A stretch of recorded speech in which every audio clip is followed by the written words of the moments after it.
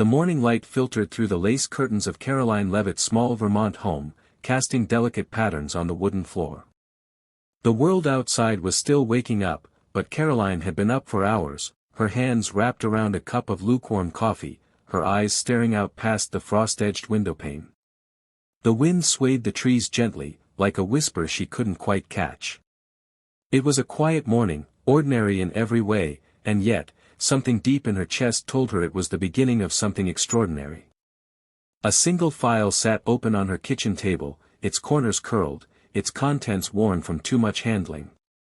Inside were photographs, medical records, signed affidavits, each one a fragment of a life that had been shattered and could never be whole again. Her sister Julia's eyes smiled from one of the photographs, bright and mischievous. It was the smile of someone who hadn't yet known that a pill meant to heal would paralyze her, steal her words, and ultimately take her life one blink at a time. Karoline had been a schoolteacher for almost 12 years. She taught literature and history to 8th graders, often staying after school to help the ones who struggled or needed someone to talk to. Her life had been simple, grounded in love and routine. But after Julia's stroke, everything shifted. The classroom felt quieter, her nights heavier. She couldn't accept that there was no one to blame, no one to answer for the pain. And so she began to dig. At first, it was small, an online article about the drug Julia had taken, then a second, then a third. Patterns emerged. Hidden side effects, confidential settlements, silenced victims. Whispers of something darker. The deeper she dug, the clearer the picture became. What had happened to Julia wasn't a mistake, it was a decision. A decision made behind boardroom doors by people who saw lives as numbers on a balance sheet. The pharmaceutical company, Provalis, was a billion-dollar titan. Their influence stretched far beyond medicine. Karoline found reports of them lobbying politicians, funding medical journals, even shaping curriculum at prestigious universities. And yet, nestled deep within archived legal filings, she found something extraordinary, a thread of overlooked cases, scattered across states, where plaintiffs had quietly disappeared or withdrawn complaints without explanation. Her instincts told her they hadn't left by choice. With every discovery, Karoline's grief twisted into resolve. She couldn't save Julia. But she could make sure her sister's story wasn't erased. She began building a case, piece by painstaking piece. At night, she read books on civil procedure and watched lectures online. She bought a used laptop from a pawn shop and typed until her fingers cramped.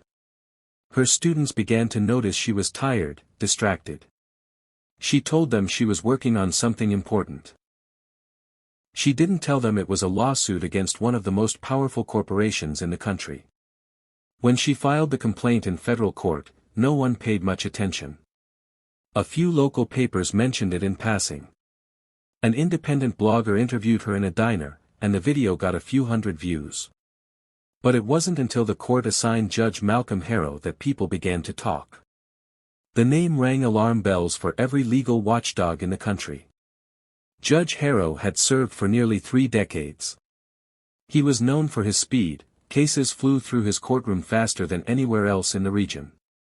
His detractors called him the corporate gavel. Rumors swirled about his connections, campaign donations from conglomerates, and golf weekends with lobbyists. He dismissed environmental suits, employee rights cases, consumer protections, all in the name of judicial efficiency. To most, he was untouchable. When Karoline saw his name on the docket, her heart sank. But she pressed on. On the first day of court, she walked into the towering marble courthouse clutching a leather-bound notebook and a single manila folder. Across the aisle, 6 lawyers from Provalis sat confidently, their briefcases shining, their demeanor relaxed. The lead attorney didn't even glance at her when she passed. It wasn't personal, it was the quiet dismissal of someone who'd seen people like her before and never once had to worry. Judge Harrow entered promptly at 9 a.m., his robe billowing slightly as he took his seat. He adjusted his glasses, looked at the file in front of him, and raised an eyebrow. "Ms. Leavitt," he said, without looking up. "Are you here as a representative for counsel?" Karoline stood slowly. "No, Your Honor," she said, voice steady. "I'm representing myself." There was a flicker of surprise on his face, barely noticeable, but it was there. "Proceed," he said. And she did. She began by reading Julia's letter. The one Julia had dictated using an eye-tracking device in the final months of her life. It was raw and trembling with love. "Don't let them bury me in silence," the letter said. "Tell the truth. Even if your voice shakes." The room fell quiet. Even Judge Harrow paused, fingers hovering above his gavel. What followed wasn't legal mastery. It wasn't about polished arguments or perfect citations. Karoline's strength came from clarity, from knowing, beyond doubt, that she was right. She shared timelines, emails she had uncovered through FOIA requests, sworn statements from nurses and lab technicians. She showed that the side effects of the drug had been known, that the company had manipulated trial data, and that the FDA approval had been greased by backdoor dealings. She didn't have legal polish, but she had something else, truth. Judge Harrow surprised everyone by allowing the case to proceed. "Given the seriousness of these allegations," he said slowly, "and the evidence presented, the court sees fit to fast-track the proceedings. This court will not delay justice." The attorneys for Provalis tried to object, but he silenced them with a look. Outside the courthouse, Karoline was met by reporters for the first time. Local stations carried the story. Online forums erupted. For every voice that doubted her, a dozen more offered support. Former employees of Provalis reached out, some anonymously. Each message was another thread pulled loose from the company's carefully woven veil. Back in chambers, Judge Harrow began reviewing documents with unusual care. Something about Karoline's case gnawed at him. It wasn't just the evidence, it was the way she carried herself. Unshaken by power, unbothered by threat. She reminded him of someone he'd once known, his own sister, who died young from a medical complication swept under the rug. He hadn't thought of her in years. The pressure mounted. Media attention surged. Members of Congress made statements. Provalis's stock wavered. The company's PR machine kicked into overdrive. They ran ads praising their philanthropic work, launched new health initiatives, funded research scholarships. But behind the scenes, they were frantic. Whispers of sealed documents, erased data, hush payments. All of it threatened to boil to the surface. And then it happened. In a late-night review session, Judge Harrow found the sealed document. It had been misfiled, buried under layers of legal jargon.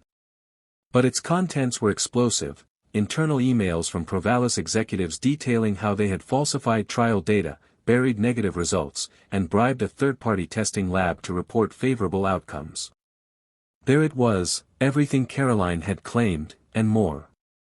Judge Harrow sat there for hours, the document trembling slightly in his hand. The walls of his office seemed to close in. His own signature was on earlier rulings that had favored Provalis.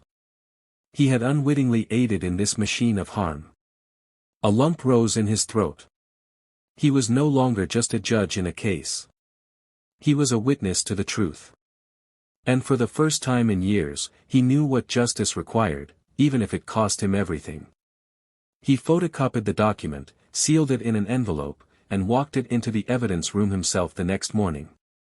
He included a handwritten note, for the court's consideration. Verified and unaltered. He didn't sleep that night. Karoline's team, now joined by a handful of volunteer attorneys, pounced on the document. The public outcry was immediate. Congressional hearings were announced. Provalis executives were subpoenaed. The Department of Justice opened an investigation. And through it all, Karoline remained steady. One day, as the trial entered its third week, Karoline caught a glimpse of Judge Harrow as he entered the courtroom. He looked older somehow, more tired. Their eyes met for a brief moment, and she gave him a nod, not of gratitude, but of acknowledgement. He returned it, barely perceptibly. In that moment, a silent exchange passed between them. "You did the right thing.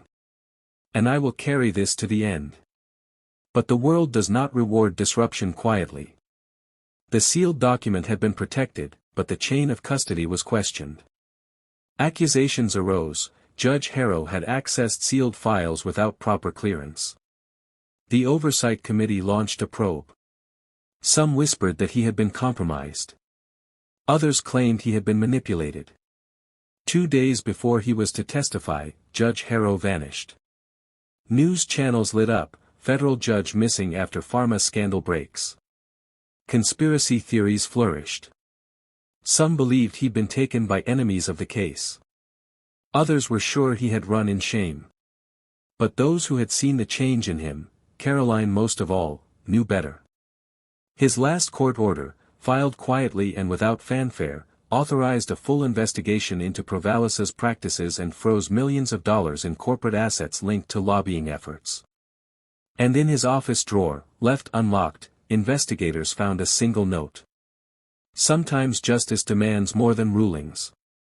It demands sacrifice. Karoline stood in the doorway of her home, her coat still draped over one arm, frozen in place by the news flickering on her living room television. "Judge Malcolm Harrow disappears," the anchor said solemnly. "Last seen 3 days ago, FBI and U.S. Marshals now involved." Behind the anchor, the judge's photo loomed, a man once feared, now remembered with curiosity, suspicion, or reverence, depending on who you asked. She slowly walked inside, setting her coat down without looking. Her hands were trembling, not from fear, but from something deeper, grief and admiration fused into a silent ache in her chest. She had no illusions about the kind of man Judge Harrow had been. But in the end, when it mattered most, he had made a choice that could never be erased. The days that followed were a whirlwind. Reporters camped outside her gate. Late-night calls came from lawyers, lawmakers, and strangers alike. Some offered help. Others asked for it. A woman from Texas told her how her teenage son had died after taking the same drug that had hurt Julia. A retired nurse from Chicago emailed scans of her journal, detailing how clinical trial participants were coached to underreport side effects. The case was no longer hers alone, it belonged to all of them now. The U.S. Attorney's Office took over the prosecution. A special task force was assembled. The scale of the scandal was wider than anyone had imagined. Documents surfaced that showed Provalis had influenced policy at the FDA. Former employees turned whistleblowers. International media picked up the story. It wasn't just about a single drug anymore, it was about a system that had failed to protect the people it swore to serve. But amidst all the chaos, Karoline never lost sight of the reason she had started. Julia. Every night, she returned to the worn photograph of her sister and whispered, "We're not done yet." The trial entered its second phase, discovery. Provalis tried everything: delay tactics, motions to dismiss, claims of executive privilege. But the tide had turned. The judge presiding over the case now was different. Younger. Unyielding. And perhaps, inspired by the man who had fled rather than allow corruption to stain the bench further. One evening, as Karoline reviewed a new stack of testimonies, she received an unexpected letter in the mail. The handwriting was tight and practiced.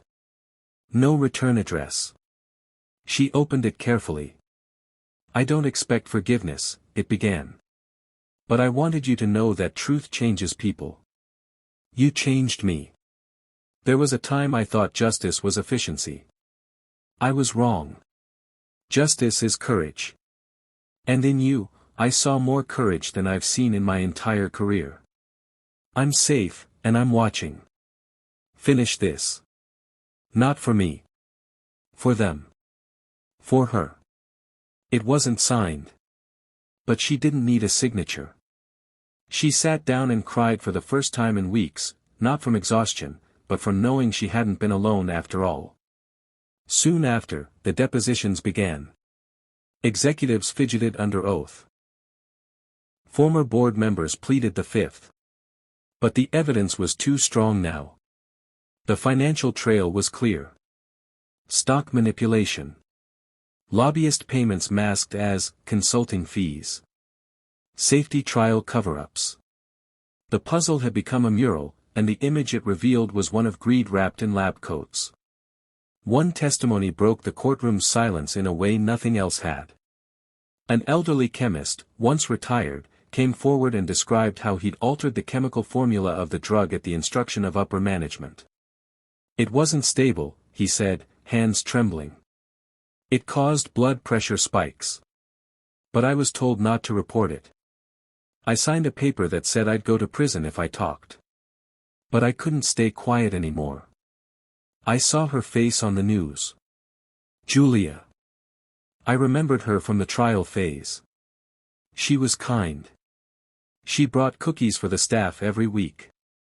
She deserved better. The courtroom was still as his voice cracked. Karoline closed her eyes, her heart folding into itself. In all her rage, all her fight, she had forgotten how deeply Julia had touched people. Even in pain. Even in passing.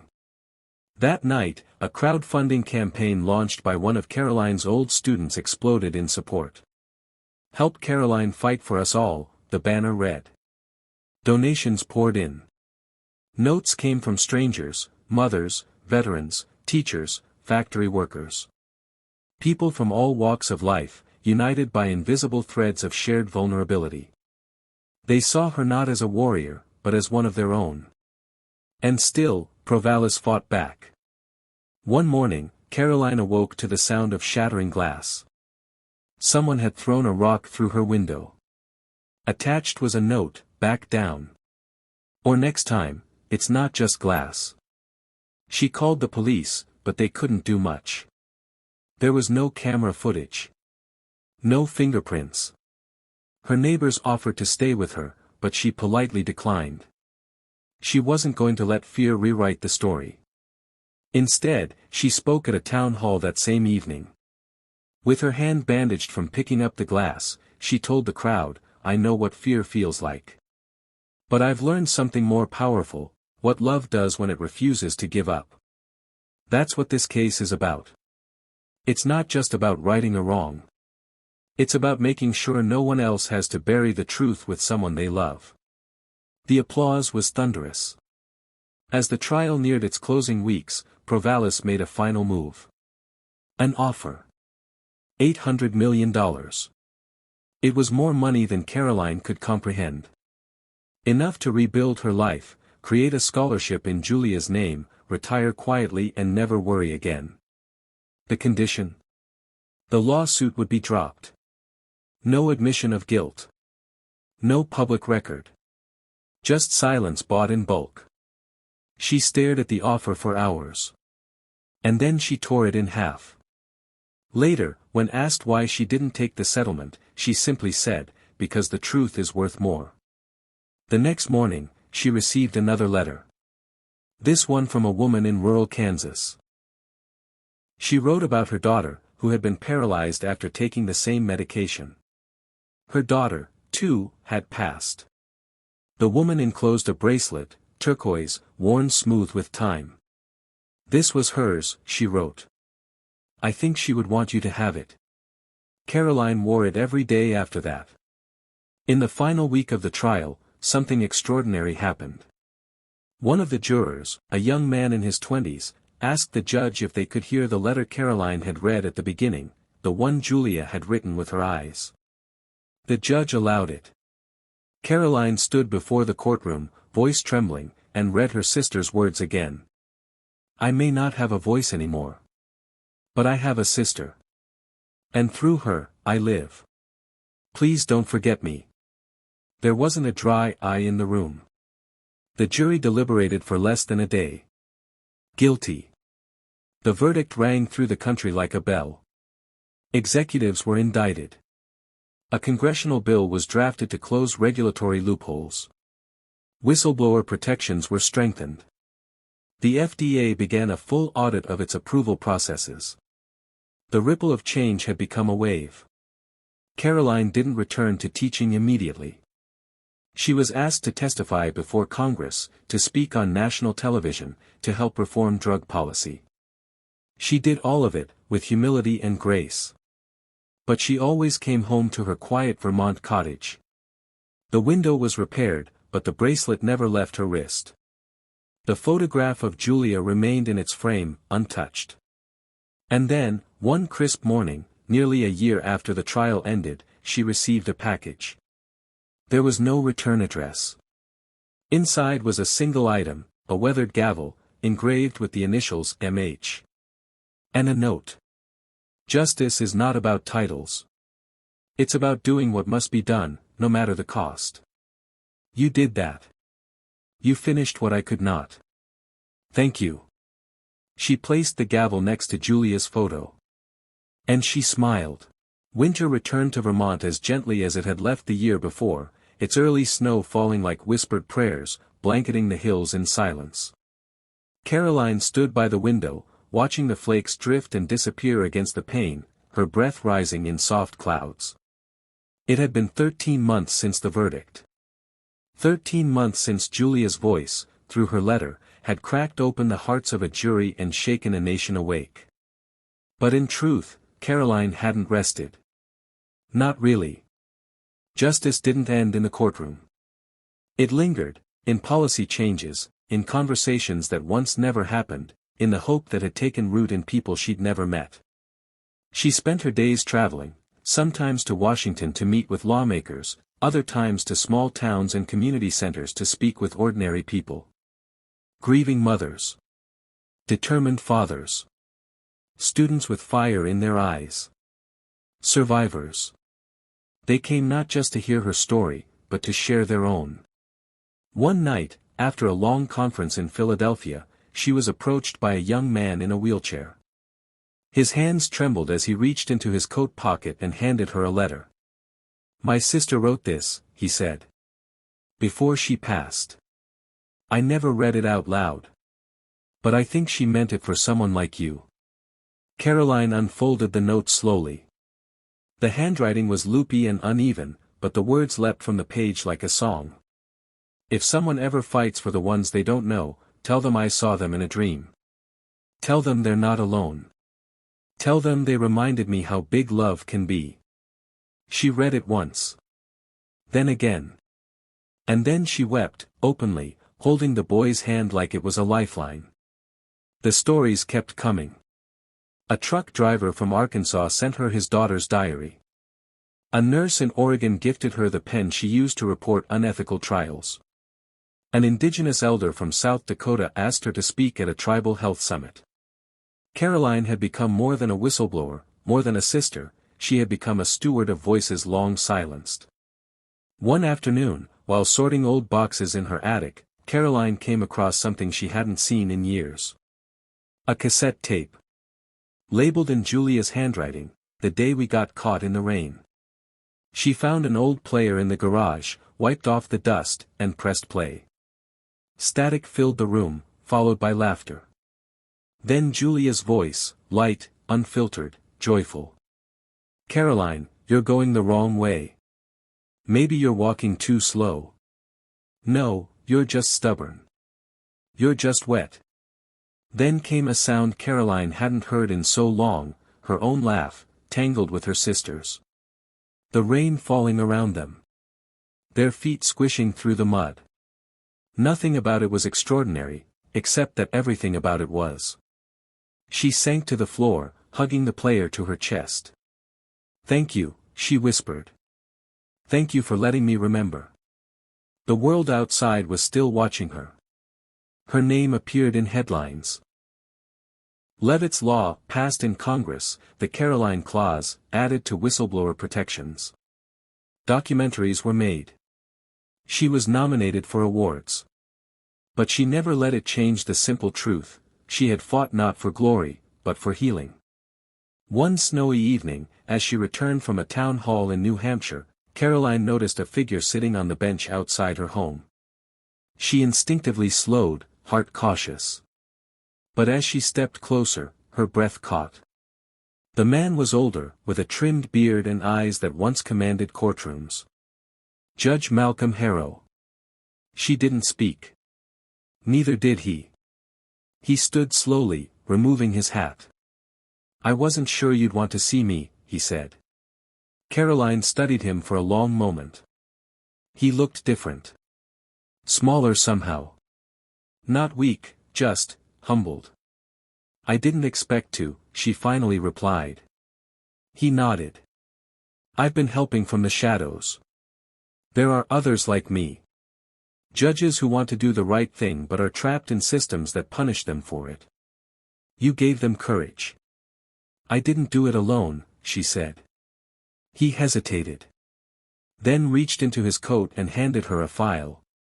There's another case. This time in Mississippi. A different company. Same playbook. People are getting hurt. A prosecutor there, he wants your help. Karoline took the file and nodded slowly. Tell him I'll come. As he turned to go, she called out, why now? Why come back?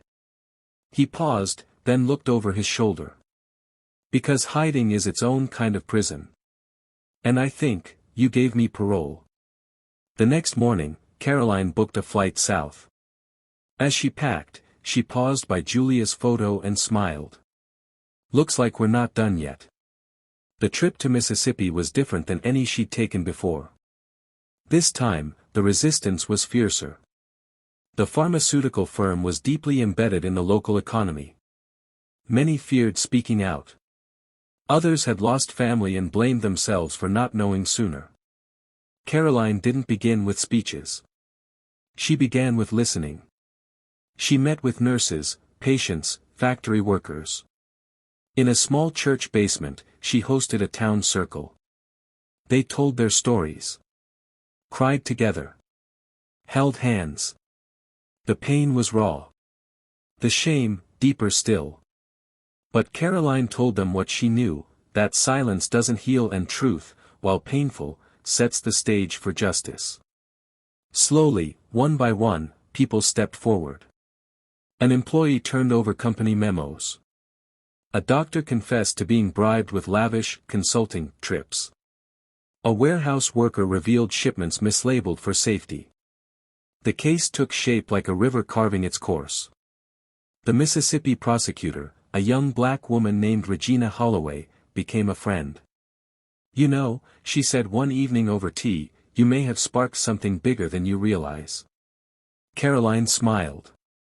I'm just following the voices. Together, they built a case. Again, Karoline read Julia's letter in court. Again, people listened. Not just with their ears, but with their hearts. This time, the verdict came even faster. Fines. Arrests. Policy shifts at the state level. The ripple continued. But Karoline began to feel something different now. A pull, not away from the fight, but towards something she hadn't allowed herself in a long time. Peace. Back in Vermont, spring returned early. One morning, Karoline sat in her garden with a small group of students from her old university. They were starting a nonprofit to help families navigate medical litigation. One of them asked her, "Do you ever wish it hadn't happened? The lawsuit. The trial. All of it?" Karoline thought for a moment. "I wish Julia were still here," she said. "Every second of every day. But I don't regret the road. Because it brought me to all of you. And through her, through this, maybe we've made it just a little harder for the powerful to bury the truth." They were quiet. Then one student leaned forward. "Do you think she'd be proud?" Karoline looked up at the sky, tears brimming in her eyes. "I know she is." A few months later, Karoline was asked to give the commencement address at her alma mater. She stepped onto the stage to a standing ovation, wearing the turquoise bracelet and holding the gavel Judge Harrow had sent. When the cheers died down, she began. "When I was a girl, my sister and I would lie under the stars and name each one. We thought if we gave them names, they'd remember us. But now I know, it's not about stars remembering us. It's about what we do on earth that makes our light seen from far away. Julia's gone. But her light, your light, it keeps rising. There was silence. Then thunderous applause. As the sun set that evening, Karoline walked home slowly, the applause still echoing in her heart. That night, for the first time in years, she slept without dreams of courtrooms or loss. She dreamed of rain. The kind that brings flowers. And somewhere, somehow, a young woman's laughter echoing in the distance, forever a sister, forever remembered, forever loved.